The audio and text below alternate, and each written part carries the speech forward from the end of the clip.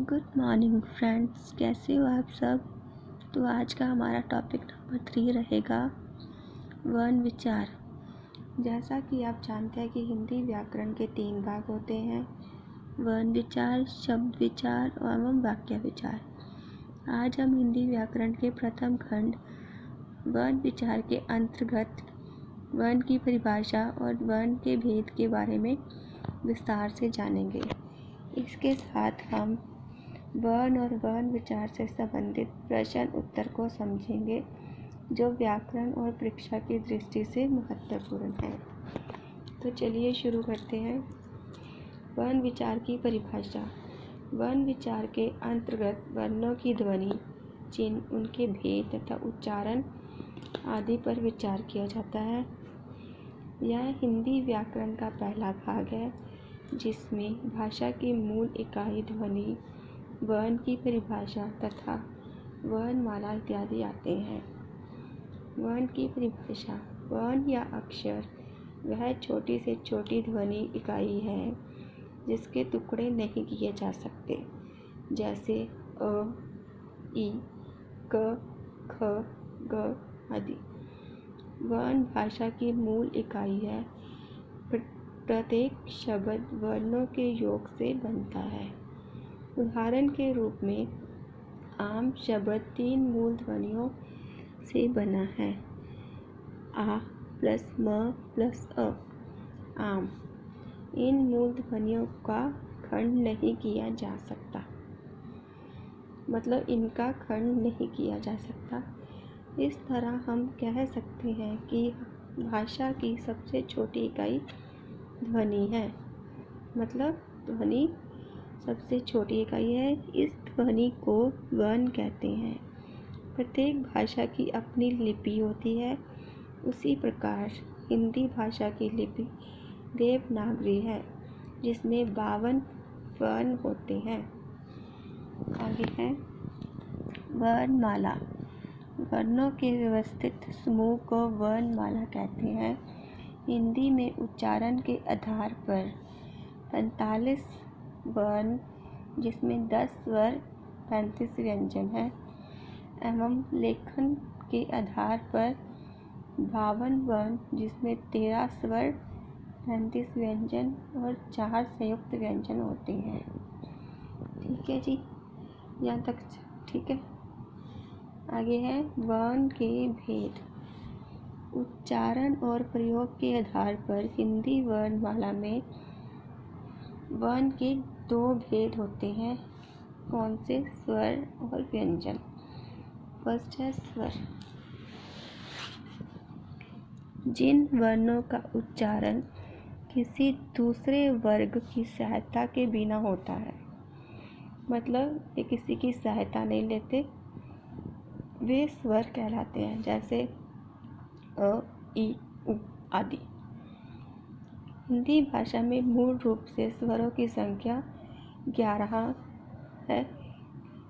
कौन से हैं? अ, आ, इ, उ, ऊ, ए, आई, री, ओ, औ आदि। उच्चारण काल के आधार पर स्वर के 3 प्रकार होते हैं: ह्रस्व स्वर, दीर्घ स्वर, प्लुप्त स्वर। ह्रस्व स्वर जिस स्वर के उच्चारण में एक मात्रा का समय लगता है, मतलब थोड़ा समय लगता है, उसे ह्रस्व स्वर कहते हैं। इसे मूल स्वर भी कहा जाता है, जैसे अ, इ, उ, री ह्रस्व स्वर के उदाहरण हैं। दीर्घ स्वर जिन स्वर के उच्चारण में 2 मात्राओं का समय लगता है, उसे दीर्घ स्वर कहते हैं, जैसे आ, ई, उ, ए, ऐ, ओ, औ दीर्घ स्वर के उदाहरण हैं। ए, ओ, औ को युक्त स्वर भी कहते हैं, क्योंकि यह 2 स्वरों के मेल से बनते हैं। उदाहरण: अ प्लस ई, ए, अ प्लस ए, ऐ, अ प्लस उ, ओ, अ प्लस ओ, औ। नेक्स्ट है प्लुप्त स्वर। जिन स्वर के उच्चारण में 3 या उसमें अधिक मात्राओं का समय लगे उसे प्लुप्त स्वर कहते हैं। जैसे इससे भी दोनों से ज़्यादा समय लगे 3 मात्राओं का। उदाहरण के रूप में जब किसी व्यक्ति को दूर से पुकारते हैं तो संबोधन पद के अंतिम वर्ण की 3 मात्राओं से अधिक समय लगाकर बोलते हैं, जैसे राम इत्यादि। नेक्स्ट है व्यंजन की परिभाषा। जिन स्वरों का उच्चारण स्वर की सहायता से किया जाता है व्यंजन कहलाते हैं, जैसे क, च, ट, ट, प आदि। स्वर में क्या था, किसी की सहायता के बिना, और व्यंजनों में स्वरों की सहायता ली जाती है। हिंदी में व्यंजन वर्णों की संख्या 33 है। व्यंजन वर्ण को 3 भागों में विभाजित किया जाता है: स्पर्श व्यंजन, अंतस्थ व्यंजन, ऊष्म व्यंजन। फर्स्ट है स्पर्श व्यंजन। स्पर्श व्यंजन मतलब जब जीभ, होंठ आदि सारे एक दूसरे से स्पर्श करते हैं, जैसे क वर्ग, च वर्ग, ट वर्ग, त वर्ग, प वर्ग। ये सारे क्या है, स्पर्श व्यंजन है।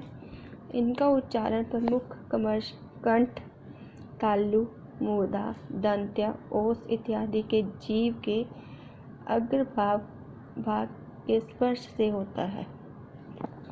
इन सबको स्पर्श व्यंजन कहते हैं। अंतस्थ व्यंजन। य, र, ल, व 4 अंतस्थ व्यंजन है। इन्हें स्वर तथा व्यंजन के बीच स्थित माना जाता है। य, र, ल, व अंतस्थ व्यंजन है। ऊष्म व्यंजन। श, स तथा ह ऊष्म व्यंजन है। इन वर्णों के अतिरिक्त अनुस्वार, बिंदी, विसर्ग, 2 बिंदी तथा अनुनासिक चंद्रबिंद का प्रयोग भी होता है। उन्हें अयोगवाह वर्ण कहा जाता है। अयोगवाह वर्ण की गणना ना तो स्वर में होती है ना ही व्यंजन में। अयोगवाह ना तो स्वर में गिने जाते हैं ना ही व्यंजनों में। संयुक्त वर्ण क्ष, त्र, ज्ञ तथा श संयुक्त वर्ण कहलाते हैं। यह व्यंजनों के मेल से बने होते हैं। जैसे क में अगर श जोड़ेंगे क्ष, त में अगर र, त्र, ज में अगर अंगा जोड़ेंगे तो ज्ञ, श में र, श। नोट ढ तथा ड़ त्रिगुण व्यंजन भी होते हैं जो हिंदी के व्यंजन हैं। हाँ जी स्टूडेंट, तो आपको यहाँ तक समझ आया। वर्ण विचार, वर्ण की परिभाषा, वर्णमाला, वर्ण के भेद, स्वर, ह्रस्व स्वर, दीर्घ स्वर, लुप्त स्वर, व्यंजन की परिभाषा, स्पर्श व्यंजन, अंतस्थ व्यंजन, ऊष्म व्यंजन, संयुक्त वर्ण, ये सारे वर्ण विचार के अंतर्गत आते हैं। अब हम इससे रिलेटेड प्रश्न उत्तर करेंगे। संयुक्त व्यंजन किसे कहते हैं? वे वर्ण जो व्यंजनों के मेल से बनते हैं संयुक्त व्यंजन कहलाते हैं। उदाहरण क्ष, त्र, ज्ञ, श। स्वर वर्ण कितने होते हैं? 11। वर्ण कितने प्रकार के होते हैं? उनके नाम। वर्ण 2 प्रकार के होते हैं, स्वर और व्यंजन। हिंदी वर्णमाला में कितने वर्ण हैं? 52। व्यंजनों की संख्या कितनी है? 33। वर्णों के समूह को क्या कहते हैं? वर्णों के समूह को वर्णमाला कहते हैं। वर्णों के सार्थक मेल को क्या कहते हैं? शब्द। वर्ण या अक्षर किसे कहते हैं? जब हम बोलते हैं तो हमारे मुख से ध्वनियों का उच्चारण होता है। इन्हीं ध्वनियों को जब लिखित रूप देते हैं तो इन्हें वर्ण या अक्षर कहते हैं। अक्षर तथा ध्वनि में क्या अंतर है? जब हम बोलते हैं तो हमारे मुख से ध्वनि निकलती है जिनको केवल बोल और सुन सकते हैं, और जब उन ध्वनियों को लिखित रूप दिया जाता है तो उसे अक्षर कहा जाता है। ऊष्म व्यंजन कौन से हैं? श, श, स तथा ह। हाँ जी स्टूडेंट, तो ये आंसर पेपर कुछ क्वेश्चन थे, आप चाहे तो स्क्रीनशॉट ले सकती हैं।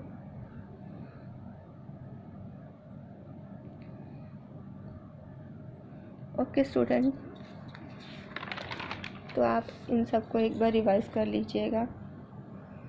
Thank you and please like, share and subscribe to my channel. धन्यवाद।